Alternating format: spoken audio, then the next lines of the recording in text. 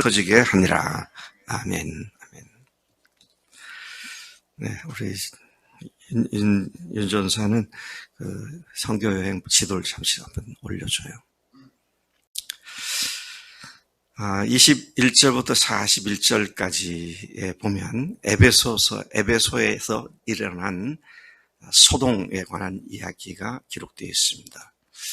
어제 말씀에 보면 50억 내지 75억 상당의 마술책을 태워버린 일이 있은 후에 바울이 그리스 북부와 남부, 그러니까 마게도냐와 아가야죠, 에 있는 교회들을 돌아본 후 거기를 거쳐 예루살렘으로 가기로 계획했다고 말합니다. 내가 거기 갔다가 후에 로마도 가보아야 하겠다. 자, 그러고는 자기를 도와 함께 사역하던 사람들 중에 디모데와 에라스도 두 사람을 먼저 그리스 반도 마게도냐로 보내고 자기는 오늘 터키 반도죠, 아시아에 잠시 더 머물러 있었다. 22절까지가 그런 말을 하고 있습니다. 다시 우리가 바울의 3차 선교여행을 보면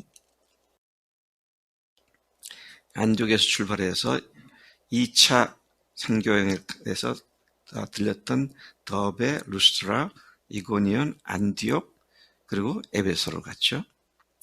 에베소로 갔는데 그가 여기 아직 오기 전에 아볼로라는 사람이 여기 있었고, 그래서 브리스길라 아굴라 부부가 그에게 복음을 전했고 그가 복음을 듣고는 고린도로 가게 되죠. 그리고 난 뒤에 바울이 여기 도착을 했습니다. 그리고 여기에서 3년 가까이, 기록된 것만 2년 3개월인데 3년 가까이 두란노 철학 학당을 빌려서 해당에서는 더 이상 사역하지 않고 그곳에 가서 제자들을 모으고 2년 동안 말씀을 가르쳤다. 그래서 2년 동안 가르친 결과 이 아시아 일대가 놀라운 변화가 오게 되었고, 에베소라고 하는 도시는 말할 것도 없었죠. 그리고 지금 바울이 여기 두 사람, 디모데하고 또 누구죠? 디모데하고 에라스도라고 하는 동역자를 먼저 보내서 마게도냐로 먼저 보냈습니다. 그리고 자기가 뒤따라 갈 것이다. 이제 그렇게. 근데 나는 이리를 갔다가 돌아와서 예루살렘을 간 뒤에 로마로 가야겠다. 참 사도 바울의 그 사역제는 제한이 없었습니다. 무제한이었습니다. 로마서에 보면 15장 23절에 보면 내가 스페인까지 가기를 여러 해 전부터 예상하고 기대했었다. 스페인 하면 당시에 땅끝이죠. 유럽 대륙의 제 끝자락인데요. 네, 거기까지 가려고 제가 계획을 하고 있다. 이 말씀을 보면 바울이 복음을 위하여, 영혼들을 위하여, 하나님의 교회를 세우는 일을 위하여 그는 정말로 제한 없는 지역을 돌아다니는 무제한 사람이었구나. 제한이 없는 사람이었구나. 저는 사실을 보게 됩니다. 자, 그래서 아직 두 사람을 보낸 뒤에 아직 여기 있을 때 이제 큰 소동이 일어나게 된 것이 오늘 여기 있는 본문 말씀이죠. 자, 어떤 상황이었느냐. 아데미 여신전이 있었던 에베소. 제가 에베소를 가보았는데 아데미 여신전이 얼마나 컸는지 어마어마한 여신전이었습니다. 근데 지금은 가니까 달랑 돌기둥 하나만 남아있더라고요. 왜 그렇게 다 없어지고 파괴됐느냐. 그러니까 저기 어딥니까? 이스탄불에 있는 소피아 성당을 지을 때에 거기서부터 에베소의 여신전 돌들을 다 빼가지고 해운으로, 바닷길로 다 그걸 옮겨서 거기다가 짓는데 사용을 했다고. 물론 부족한 돌을 거기다 빼갖고 했겠죠. 자, 그래서 거기는 기둥 하나만, 거대한 기둥 하나만 달랑 남아있는 것을 봅니다. 자, 어쨌든, 당시에 이 아시아 일대, 터키 일대에서 아데미 여신전, 그러면 에베소, 여기 등식이 성립되어졌죠. 그런데 거기에 신전에 많은 사람들이 와서 예배하고 또 그 여신의 그 복을 받겠다고 은으로 만든 여신상을 만들어 파는 사람들이 있었죠. 은 세공업자죠. 여기서는 더메드리오라고 하는 세공업자 이름이 나옵니다. 근데 그가 가만 보니까 어느 날부터인가 갑자기 이 은신상이 잘 팔리질 않아요. 잘 팔리지 않으니까 수입이 확 줄어들었죠. 그러니까 자기가 공장을 만들어서 직공들을 모아놓고 열심히 만들게 하고 돈을 벌어서 직공들도 넉넉히 봉급을 주어서 먹고 살게 했는데 이게 운영이 잘 안 된다는 말씀이죠. 그래서 그 직공들과 또 같은 업자들을 불러 모아놓고 선동을 하기 시작했습니다. 자, 여기서 잠깐 우리가 생각해 볼 것은 2년간 집중적으로 말씀을 가르치고 나니까 얼마나 많은 사람들이 예수를 믿게 되었는지, 아데미 여신상, 은신상이 팔리질 않을 만큼, 그래서 생계 위협을 받을 만큼 교회들이 이렇게 놀랍게 성장을 했다는 것이죠. 그럼 복음이 전해진 곳에 그동안 하나님과 관계없이 살던 삶의 질서가 무너지지 않으면 그 복음은 가짜입니다. 그건 복음이 아니에요. 그래서 그 복음을 믿고 구원받다는 사람들이 구원이 아닙니다. 심각하게 생각을 해야 돼요. 제가 이거 왜 그런 일을 합니까? 그때 복음으로 가득 찼던 아시아가 지금 가면 교회가 거의 없어요. 유럽, 가는 곳마다 어마어마한 성당들이 있잖아요. 근데 기독교가 다 죽었습니다. 미국도 마찬가지로 그렇게 돼가고 있고요. 우리나라도 그렇게 가고 있잖아요. 복음이 계속 그곳에 살아 역사했다면 지금도 변화가 있을 겁니다. 근데 다 죽어버렸어요. 오늘 우리 한국교회도 마찬가지고요. 우리도 부활을 얘기하고 있지만 정말 부활하신 주님과 동행하는 삶을 살지 않으면 그 복음은 가짜예요. 머리로 알아서 구원받았다고 그러지만 실제는 구원받은 게 아니죠. 왜? 옛날 사람 그대로 사는 거니까. 이런 문제는 우리가 오늘 이 에베소에 있었던 일들을 생각하면 정말 우리가 정신 차리고 주님께 집중해야겠다. 그런 생각을 하게 되는 것이죠. 예수 믿으면 지금까지 세상 것에 의존했던 삶을 포기해야 되잖아요. 대전 시내에 큰 카바레를 운영한 사람이 그 사장이 예수를 믿으면, 제대로 믿으면 어떻게 돼야 됩니까? 그 카바레 문 닫아야죠. 네. 이게 참 분별이 있는 삶, 이것에 아주 잘 드러나고 있는 한 예가 오늘 에베소에 있는 그리스도인이었구나, 그런 생각을 하게 됩니다. 자, 그런가 하면 어떻게 이런 강력한 교회가 되었고 어떻게 이런 강력한 사역이 가능했는가. 그래서 또 다른 한 측면을 바라보게 되는데, 아까 디모데와 에라스도를 먼저 보냈다 그랬잖아요.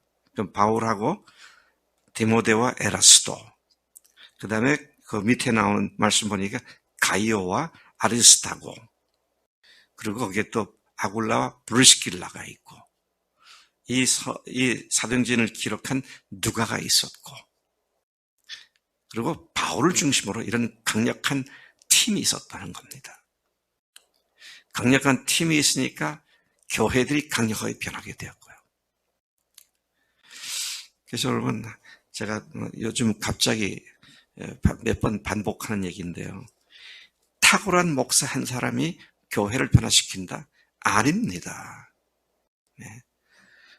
저는 제가 지금 언제 혼자 멀리 중앙아시아나 저기 어디야요? 인도에 가서 혼자 살아도 믿음을 잘 유지할 수 있을 것이다. 그렇게 생각하세요? 아니에요. 저도 그러고 혼자 딱 떨어져 있게 되면 정말 힘들 것 같아요. 바울이 탁월했기 때문에 그가 혼자 했습니까? 아니에요. 하나님께서 붙여준 그의 동력자들이 한 팀을 이뤘기 때문입니다. 우리 교회가 하나님께서 부르신 소명 3가지가 있다고 창립할 때부터 제가 외쳤습니다. 그럼 지금쯤이면 어떻게 해요? 우리 교회 교인들이 하나의 동력자가 돼야 돼요. 그런데 그렇지 않은 것 같아요. 근데요, 지금 아까 그랬잖아요. 제가 오늘 시작할 때 특별 새벽 기도회 둘째 주 셋째 날입니다. 하면 어제도 그랬는데 어제도 딱 이랬죠? 네.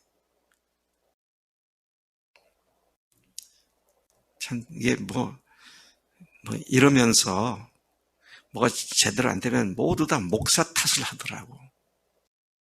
근데 아니에요. 같이 팀워크를 이루어야 합니다. 같이 가야 돼요.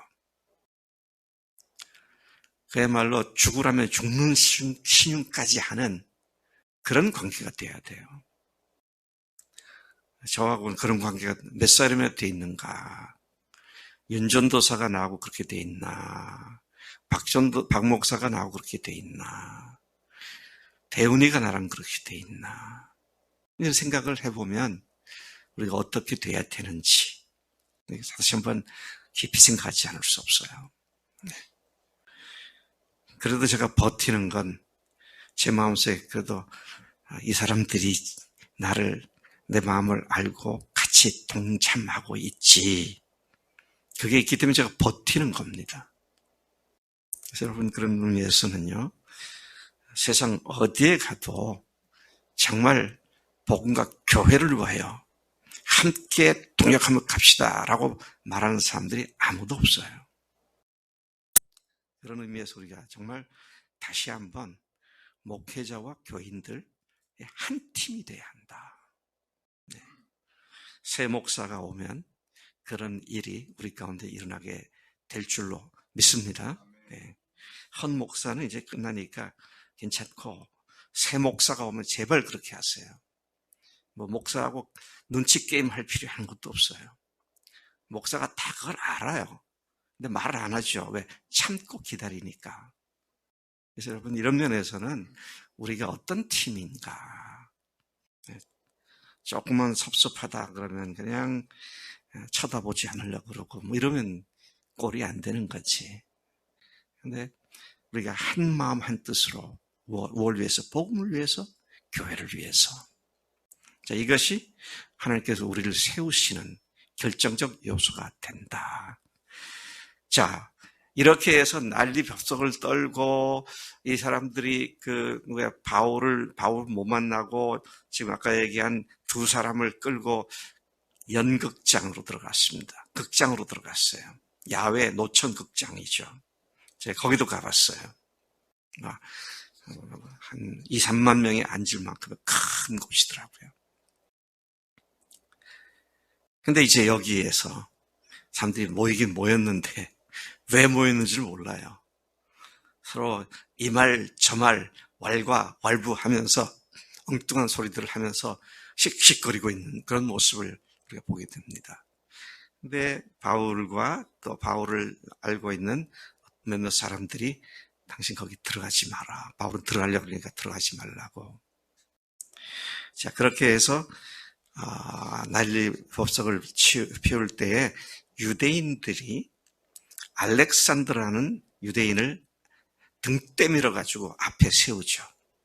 그래서 그가 말을 하려고 여러분 그러는데 거기에 있던 사람들이 그가 유대인인 줄 알고 말을 못하게 그냥 막아버리고, 자, 그런 상황 속에서 그들이 알렉산더가 말을 하려고 하니까 크도다 아담의 여신이요, 크도다 아담의 여신, 2시간을 소리를 질러댑니다. 가만 보니까 잘못하면 이게 소요 사태가 날 것 같으니까 그 도시의 서기장, 아마 우리 요즘 말하면 아마 한 국가로 말하면 내무부 장관 정도 되겠죠. 그래서 일어나가서 머리를 진정시키면서 너희들 왜 이렇게 소리를 지르느냐? 아데미 여신이 우리 신인 줄 누가 모르냐? 이제 그러면서 너희들이 지금 이렇게 하는 것은 이유도 모르고 까닭도 모르고, 근데 내가 들어보니 그 도메드리오라는 은장색이 이제 이 일이 시작됐다고 얘기를 하는데, 너희들 생각해봐라. 그 사람, 바울이라는 사람이 와서 아담의 여신선을 헐었느냐, 여신을 모독했느냐, 물건을 훔쳤느냐, 그런 거 없지 않느냐. 그런데 너희들이 이렇게 소요를 일으키면 이게 로마 총독과 또 로마 황제에게 알려지면 우리는 큰일 나게 된다. 이제 그렇게 하면서 무리를 해산시켰다는 이야기가 나오게 되죠. 여러분, 오늘 이 말씀을 통해서 꼭 2가지를 우리가 꼭 명심해야 할 것 같습니다. 하나는 우리들의 사역의 지역은 무제한이다. 언제 어디로 하나님께서 우리를 사용하실지. 또 하나는 우리 교회가 강력한 팀워크를 이루어야 한다. 그렇게 하기 위해서는 서로가 부족하고 또 연약한 것이 있지만 그것을 서로 참아주고 인내하고, 근데 그렇게 할 수 있는 건 오직 한 가지 때문인데, 복음 때문에, 주님 때문에 그렇게 할 수 있어야겠다. 하나님 아버지, 감사합니다. 오늘 에베소에서 있었던 소요 사태를 통해서 또 바울의 불타는 그 선교 사명에 대한 그 말씀들과 또 그와 함께한 팀워크를 이룬 동역자들이 있었음을 주목하게 하셨습니다. 하나님, 오늘 우리 교회가 그런 교회가 되게 하시고 우리 교회가 그런 영향력을 끼치는 살아있는 복음의 교회가 되도록 인도해 주실 줄로 믿습니다. 하나님께서 이 일이 기필코 우리 교회에 이루어지도록 역사하실 줄로 믿습니다. 감사합니다. 예수님의 이름으로 기도를 쌉나이다. 아멘.